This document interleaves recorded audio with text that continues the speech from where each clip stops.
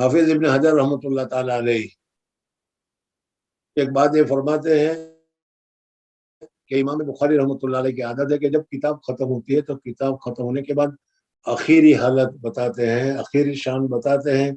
जैसे यहाँ पर आखिर हालत हिरकल के जरिए से आखिर का लफ्ज जिक्र किया, और आगे भी इस तरीके से आता रहेगा।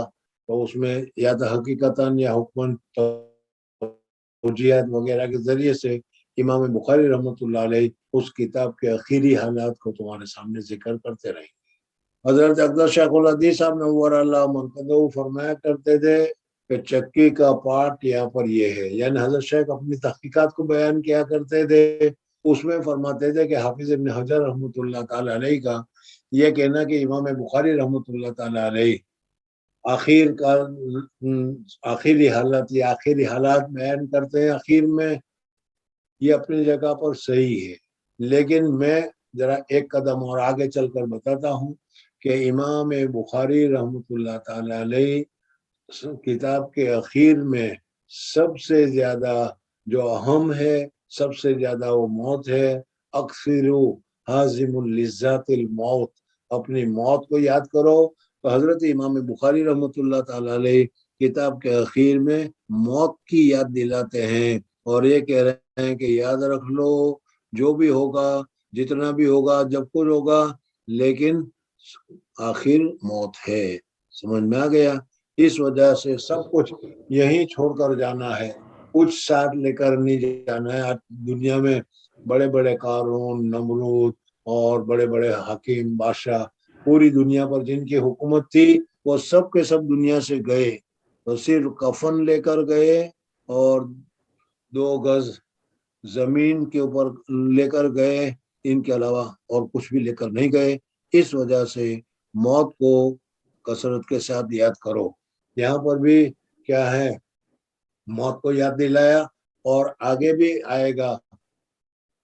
हजरत शेख नवर अल्लाह मरकज़हू बताएंगे कि देखो यहाँ पर भी इमाम बुखारी रहमतुल्लाह ताला अलैह ने कभी कफन को जिक्र करके, कभी मौत को जिक्र करके, कभी कब्र को जिक्र करके वगैरह वगैरह जो भी वाक़यात आएंगे, इन सब के जरिए से इमाम बुखारी रहमतुल्लाह अलैह फरमाते हैं कि मौत को याद रखो, आखिर मरना है, और मरने मरकर इस दुनिया में सारी शान और शौकत, सारी जाहो दौलत और सल्तनत और जाहो जलालत जो भी कुछ भी है, सब छोड़कर जाना है और कुछ भी नहीं। कब्रिस्तान में जाओ, कब्रिस्तान में जाओगे तो ये उसकी कब्र है, ये उसकी कब्र है। ये जिस जमाने में थे तो उस जमाने में उसकी तोती बोलती थी, जमाने में उसी की बात चलती थी, लोग उसका एहतराम करते थे, लोग उसकी इज्जत करते थे, कोई बात उसकी मुखालिफत में नहीं हो सकती थी। बड़ा जाहो जलाल वाला आदमी था, बड़ा चौधरी था, बड़ा पटेल था, बड़ा मुतवल्ली था, बड़ा मोहतरम था, ये सब कहा करते थे।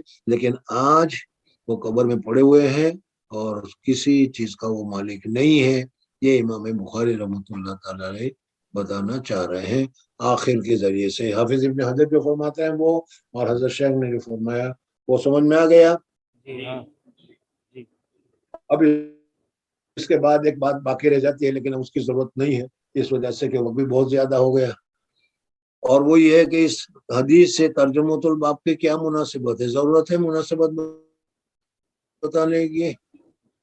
जाहिर बात है कि सारी चीजें बाबुन कई फकाना बदुल वही में, इस हदीस से इमाम बुखारी क्या कहना चाहते हैं, क्या बताना चाहते हैं। मैंने दरमियान में अभी बताया कि इमाम बुखारी रहमतुल्लाह ताला अलैह बताना चाहते हैं कि हुजूर अक़दस सल्लल्लाहु अलैहि वसल्लम की ये औसाफ, ये हालात और ये चीजें जो है, ये सारी सारी चीजें जिसमें होती है, अल्लाह तबारक व तआला उसको वही से क्या है, वही से उसको नवाजते हैं, और वो आदमी रसूल होता है तो रसूल के ही औसाफ होने चाहिए, या हुजूर अक़दस सल्लल्लाहु अलैहि वसल्लम की अखलाक वगैरह। जैसा कि शेखुल हिंद रहमतुल्लाह अलैह वगैरह ने, हज़रत मौलाना अहमद शाह कश्मीरी रहमतुल्लाह वगैरह ने अपनी तकरीरों में जिक्र किया है, ये है कि एक तो है मुहा वही नाजिल करने वाला, दूसरा है वही, तीसरा है वही लाने वाला, और चौथा है मुहा इलैह जिसकी तरफ वही भेजी जाए।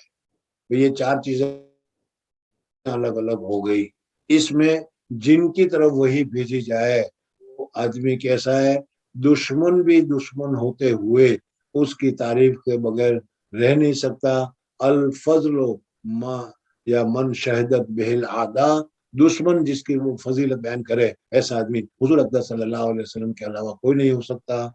इस वजह से हदीस में या हुजूर अक़दस सल्लल्लाहु अलैहि वसल्लम के पास जो वही आती थी वही थी जो हजरत मूसा अलैहिस्सलाम पर, हजरत ईसा अलैहिस्सलाम पर आती थी। हजरत नूह अलैहिस्सलाम के बाद इन्ना औहैना इलैका कमा औहैना। बहरहाल तर्जुमतुल बाब से मुताबिकत भी हो गई।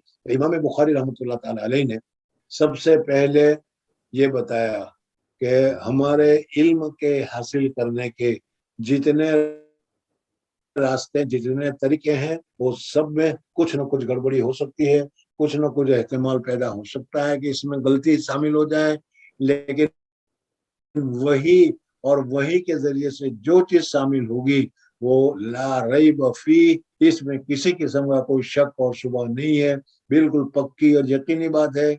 इस वजह से सबसे पहले वही किसको कहते हैं, वही कैसे आती है, वही किस पर आती है, उसके औसाफ क्या होना चाहिए, वो सारी बहस इमाम बुखारी रहमतुल्लाह ताला अलैह ने तुम्हारे सामने जिक्र की।